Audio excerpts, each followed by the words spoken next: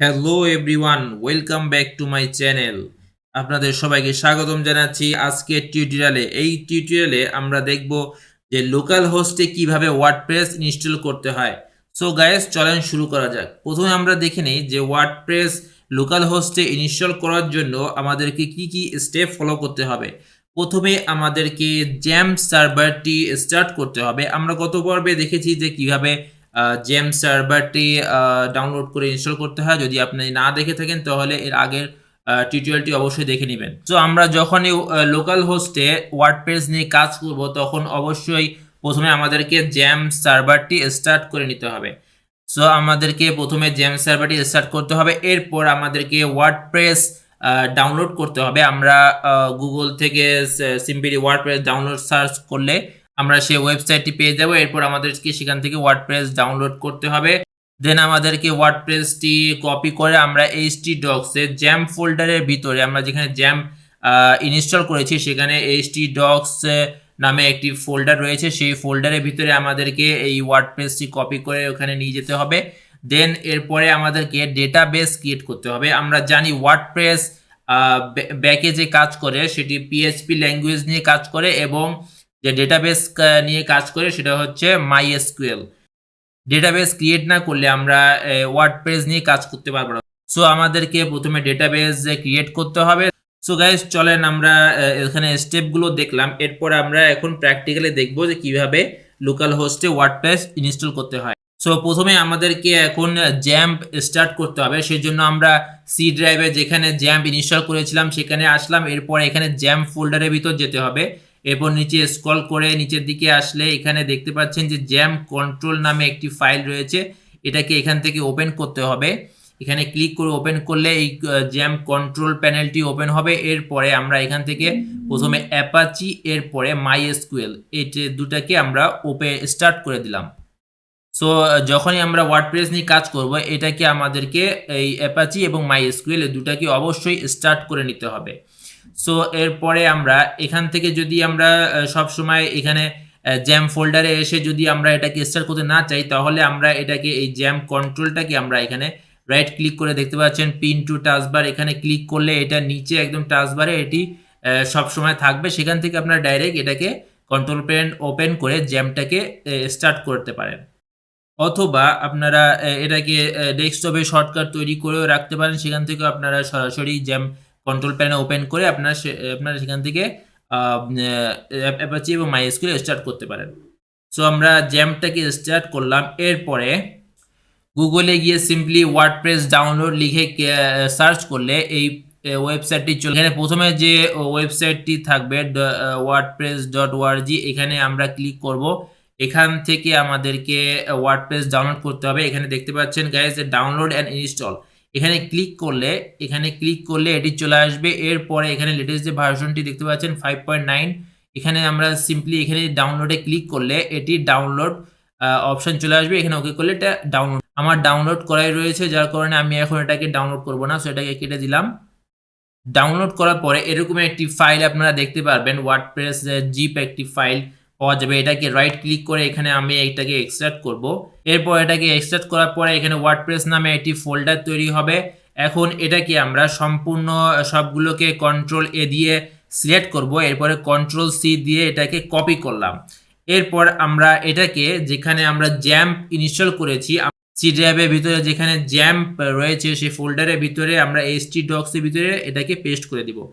So আমরা এখানে C ড্রাইভে আসলাম। এর ভিতরে আমরা এখানে জ্যাম্প ফোল্ডার দেখতে পাচ্ছি। জ্যাম্পের ভিতরে আসলে এখানে htdocs নামে একটি ফোল্ডার দেখতে পাচ্ছি। এই ফোল্ডারের ভিতর যাব। এরপরে আমরা এখানে একটি নতুন ফোল্ডার ক্রিয়েট করব। এটার নাম দিব, আমরা যে প্রজেক্ট তৈরি করতে যাচ্ছি সেই প্রজেক্টের নামে এখানে আমরা দিব। সো এখানে আমরা সাপোজ দিলাম মাই ব্লগ। এটাকে এই নামে আমরা একটা ফোল্ডার ক্রিয়েট করলাম।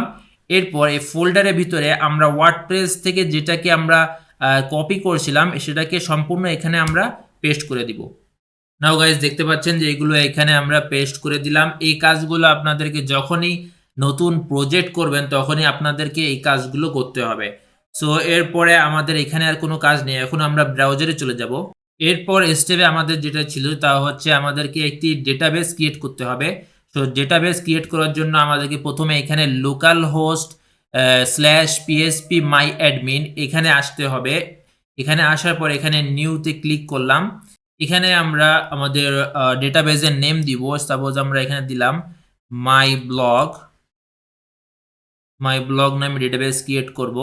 আমাদের প্রজেক্টের নেমে আমরা ডেটাবেস ক্রিয়েট করলাম। এরপর এখানে নতুন দেখতে পাচ্ছেন যে একটি নতুন ডেটাবেস ক্রিয়েট হয়ে গিয়েছে। এরপর এখান থেকে আমাদেরকে যেতে হবে প্রিভিলাইজ এখানে আসতে হবে। এরপর আমাদেরকে এখানে একটি এর জন্য ইউজার তৈরি করতে হবে। সো এখানে অ্যাড ইউজার এখানে দেখতে পাচ্ছেন। তো এখানে অ্যাড ইউজারে ক্লিক করলাম। এরপর আমরা ইউজারের নেম দিতে পারি। সাপোজ আমি আমার নামে দিয়ে দিলাম মহিউদ্দিন। এরপরে এখানে আমাদেরকে দিতে হবে হোস্ট নেম। এখানে আমরা লোকাল হোস্টে ইউজ করছি, যার কারণে লোকাল হোস্ট দিলাম। এরপর আমরা এখানে একটি পাসওয়ার্ড দিব। আবার এটাকে রিটাইপ করতে হবে। আমরা একটা পাসওয়ার্ড দিলাম।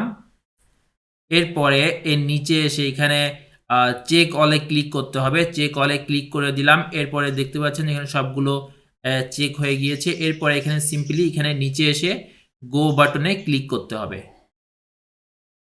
সো গাইস দেখতে পাচ্ছেন যে এখানে একটি নিউ ইউজার অ্যাড হয়ে গিয়েছে এবং আমরা প্রথমে এখানে ডেটাবেস ক্রিয়েট করলাম। এরপরে ডেটাবেসের জন্য একটি ইউজার ক্রিয়েট করলাম।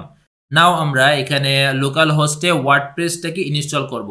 সেজন্য আমাদেরকে এখানে ইউআরএল এ লিখতে হবে লোকাল হোস্ট এরপরে আমরা যে ফোল্ডারের নেম দিয়েছিলাম আমাদের প্রজেক্টের যে নেম, সেই নেমটি এখানে দিতে হবে। এখানে আমরা দিয়েছি লোকাল হোস্ট /my blog। এখানে আমরা এন্টার করলাম।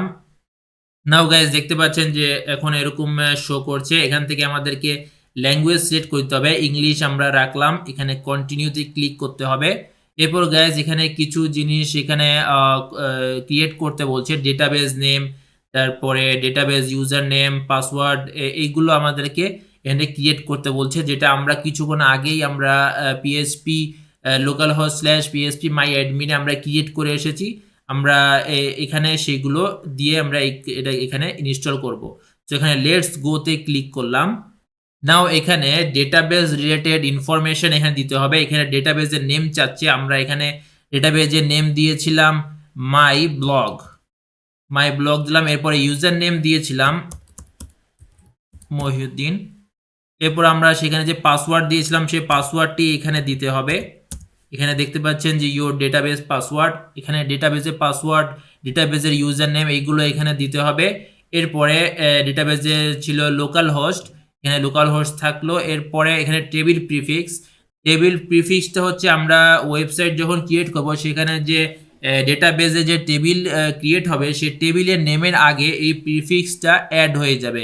যেমন হচ্ছে আমরা যেখানে যদি এখানে দিই মাই ব্লগ, এই নামে যদি আমরা টেবিল প্রিফিক্স দিই মাই ব্লগস আন্ডারস্কোর, এরপরে টেবিলের যে নেম থাকবে, সাপোজ ইউজার নামে যদি কোনো টেবিল থাকে তাহলে তার পূর্বে মাই ব্লগ আন্ডারস্কোর ইউজার এরকম নামে টেবিল ক্রিয়েট হয়ে যাবে।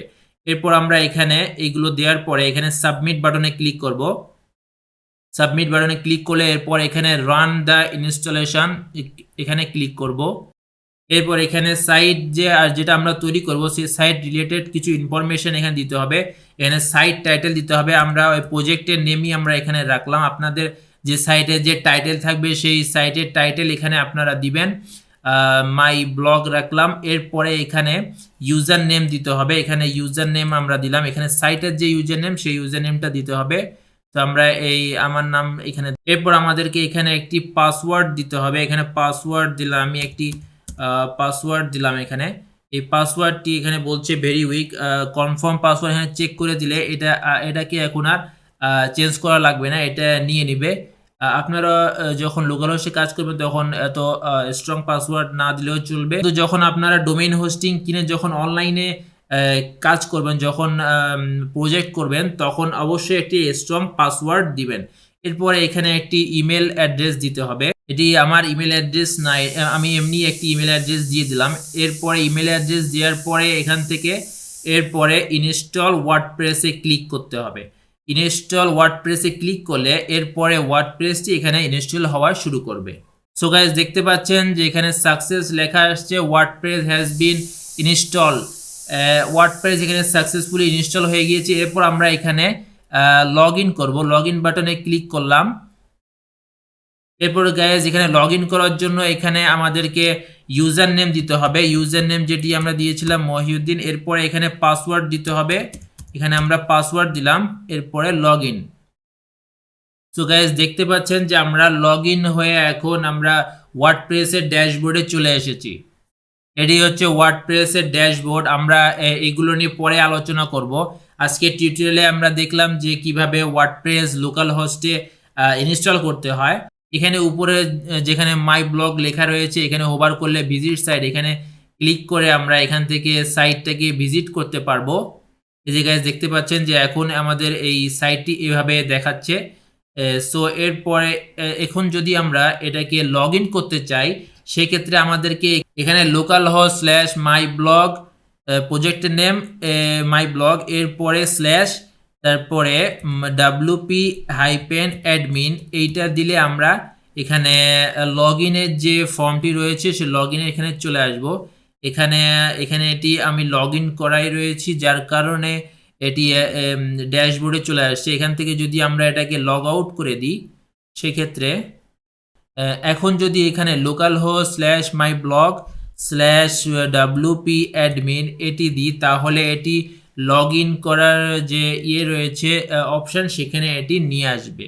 তো এখান থেকে আমরা ইউজার নেম অথবা ইমেল অ্যাড্রেস দিয়ে এরপরে পাসওয়ার্ড, আমরা যে পাসওয়ার্ডটি দিয়েছি সেটি দিয়ে আমরা এখান থেকে লগ ইন করে আমরা আমাদের ড্যাশবোর্ডে চলে আসতে পারবো। তো গাইজ আজকের টিউটোরিয়ালে আমরা দেখলাম কিভাবে লোকাল হোস্টে ওয়ার্ডপ্রেস ইনস্টল করতে হয়।